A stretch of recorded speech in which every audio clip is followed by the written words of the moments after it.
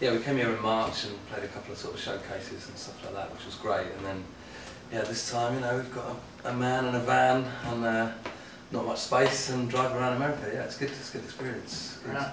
Anything sticking out to you? I know you're kind of saying it's been kind of getting in the van and driving. There's been some cool, like Portland, Maine was pretty cool in this like art gallery. With hardly any people, but the people that were there were really into it, and it was just a really sort of sweet place. And yeah, I really enjoyed Boston actually. There wasn't quite as many people as we hoped, because it was the night the Red Sox were playing, so everyone was at home watching telly. There's like about 60 people there, and then there's 4 really loud guys just like, yeah, push your hands, which kind of fun for a bit and then a bit annoying.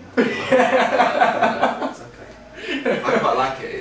It's a bit of a new thing, because in the UK people don't do that as much, but over here you always get a few people in the crowd doing this kind of wow! Yeah! It's like, oh wow! How is it in England? A little bit more proper, a little bit more calm? Bravo! Yeah. What do you guys think of each album, kind of looking back on it, and you know, your thoughts on how you've grown, I guess? The first album was very much an experiment with me and Sam in a studio in a basement, not too dissimilar to this place, and it was, you know, we had no idea really where it was going, or if it was going to be released, or that it was ever going to turn into a band of 6 people. You know, we were just enjoying like making music, and you know, I think it's the difference between that and what we've done now is it is now sort of a 6-piece band, and we've got Phil and Ashley and Becky and Martin with us, and they're all inputting ideas into the record, and it's a lot more sort of a powerful project. Did they join on the second? Was it just the first one that was just mainly you two? The first one was just us 2, yeah. And then the second one was when you started to add additional people, or was it not till? No, they've been around since the second one. We were playing a lot of shows together, and because we needed the kind of music we do, we needed people to play rather than us 2 and a laptop, which we tried before and failed miserably. So kind of hard to get the energy kind of on stage with that type of a thing, I suppose. Yeah, that's how Phil got involved actually, because we did a gig with a laptop and 2 guitars and a dodgy record player, and for like live record samples, and they were rubbish. So and Phil was at the gig and came up to us afterwards and said, "You need me in your band." I'm really impressed that you got the the acoustic thing going on, as well as the electronic stuff, and yet even with kind of the machines involved, it still sounds so incredibly warm. It's got just such a, I don't know, just an interesting sound. Was that something that you guys kind of sought after? Was it just a happy accident that that's just the way you guys ended up sounding? I mean, I think that's down to kind of Mike's production really. I think certainly that's one thing that I got excited about when I first started working with Mike is it might be like electronic sounds or all sorts of different sounds, but they still sound kind of warm and organic, and sort of, they don't just sound artificial, Yeah. Some of them sound completely artificial. But at the same time, they still got a warmth to them, and I think there's a lot of that's in what Mike does, and I think that's what gives us a certain sound. The idea is like trying to, so it's not 2 different things on top of each other, it's this one piece of music with an ambient sort of setting of whatever sounds they may be that kind of fuse together with acoustic guitars and acoustic instruments and natural voices and stuff like that, so that it becomes one kind of sound. I think we both got quite excited because it's not actually that easy to find people to work with, that you click with, and who your ideas sort of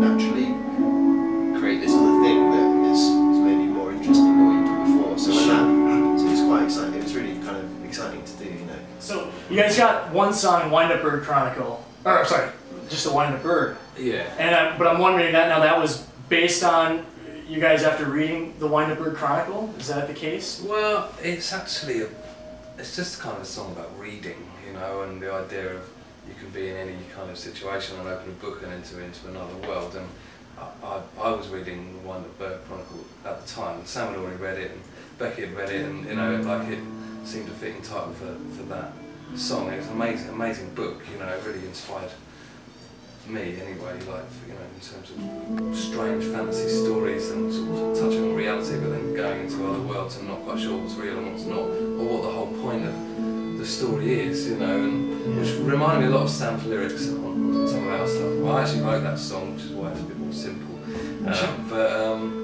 But yeah, I think he's an amazing writer. So. He is. Well, I can't.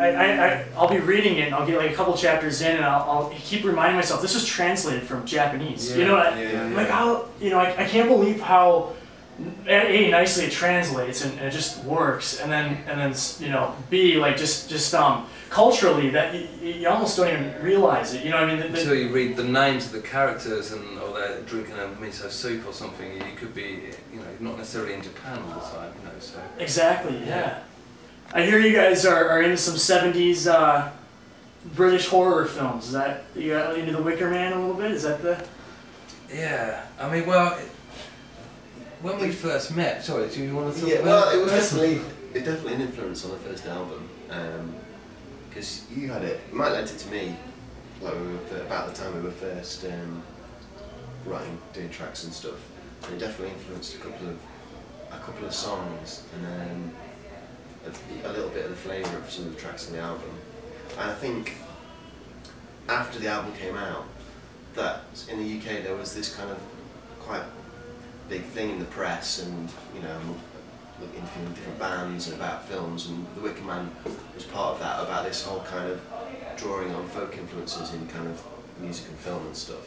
And we sort of got kind of tied into that. It's not something I really knew existed, but it happened, and I think it helped us out quite a bit actually to make contacts and get invited to play festivals. Fascinating. That's interesting. So there were a number of other bands that were specifically Wicker Man, or was it? I think it's just because the film is such a paganistic folk movie kind of thing, a horror movie, but the music within the film, it's like a musical. It's amazing, and I think some of your imagery within the lyrics and stuff like that you wrote was maybe related to that. But I also did a cover version of one of the tunes from The Wicker Man that they got put out on this 7-inch that was like 100 limited edition 7-inch, and they got picked up on that.